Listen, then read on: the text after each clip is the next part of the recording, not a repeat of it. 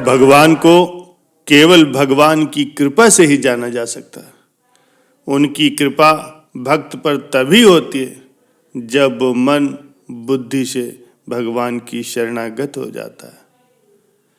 अगर साधक मन और बुद्धि से समर्पण नहीं करता तो भगवान की कृपा भी नहीं पा सकता। उसके बाद वो दुनिया को दिखाने के लिए चाहे कितना भी मंदिर में जाकर के कितना भी मत्था क्यों न टेके, उसको भगवान नहीं मिल सकते।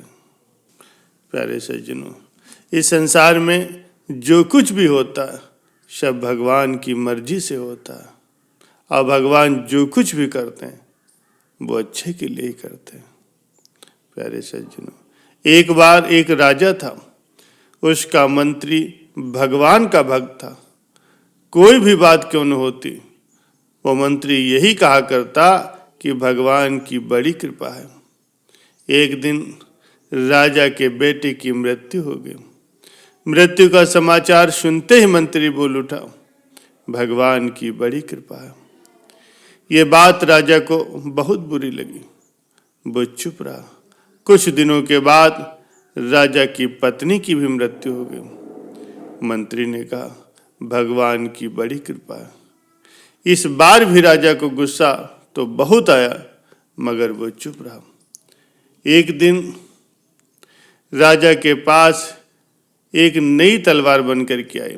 राजा तलवार की धार की जांच कर रहे थे कि अचानक ही उनकी उंगली कट गई। मंत्री पास में ही खड़ा था। उसने फिर वही बात दोहराई।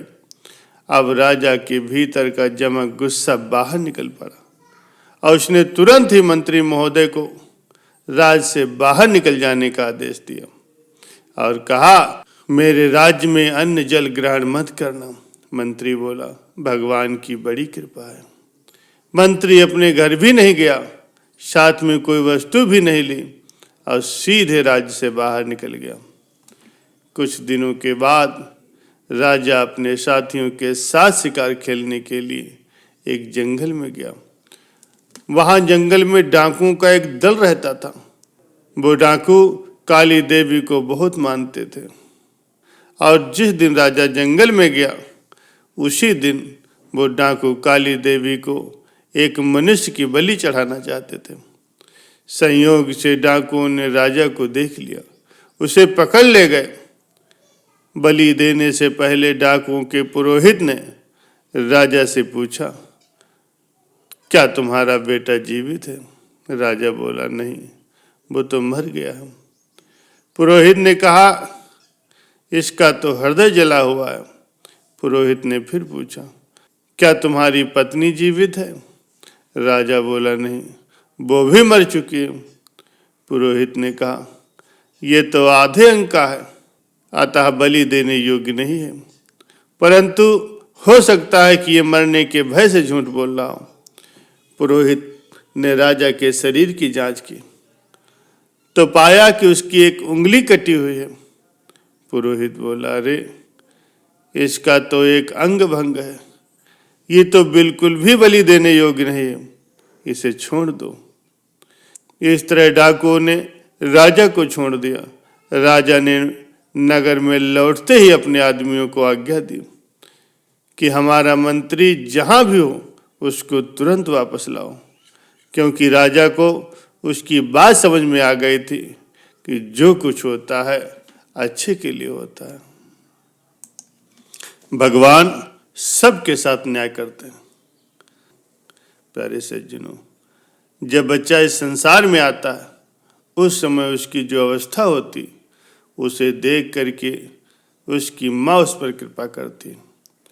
उसी प्रकार जब साधक अपने मन के व्यसनों को त्याग करके भगवान की शरण में आ जाता है तब भगवान की कृपा साधक पर होती है।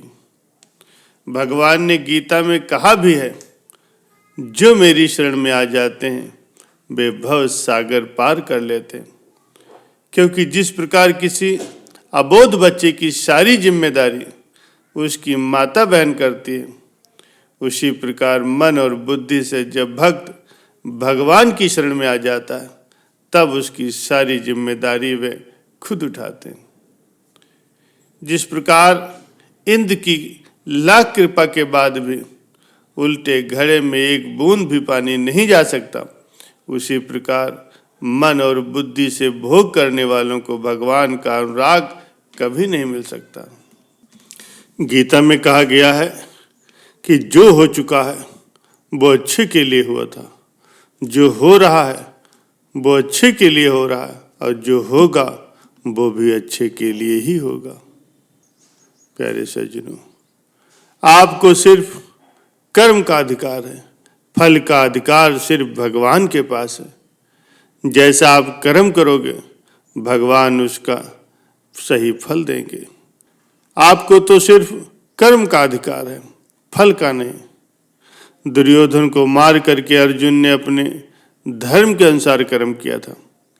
दुर्योधन को उसके कर्मों के अनुसार फल मिला, क्योंकि जो हो रहा है वो भगवान की मर्जी से हो रहा है। प्यारे सज्जनों, संत महापुरुष भी कहते हैं कि ईश्वर सबके लिए अच्छा करता है, और जो कुछ भी होता है वो अच्छे के लिए होता है। इसके दो कारण हैं। पहला कारण तो यही है कि भूतकाल को कभी बदला नहीं जा सकता। जैसे किसी की मृत्यु हो जाए तो उस व्यक्ति को वापस जिंदा करना असंभव होता है। और दूसरा कारण यह है कि भूतकाल में हुई दुर्घटना हमें हमेशा भविष्य में आगे बढ़ने से रोक देती है।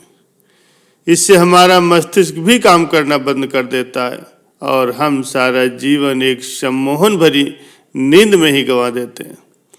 ये जरूरी नहीं है कि जो भी हो रहा है अच्छे के लिए हो, पर भूतकाल पर हमारा कोई वश नहीं होता। इसलिए जो कुछ भी हो उससे बिना प्रभावित हुए आगे बढ़ते रहना चाहिए और ईश्वर का धन्यवाद करते रहना चाहिए।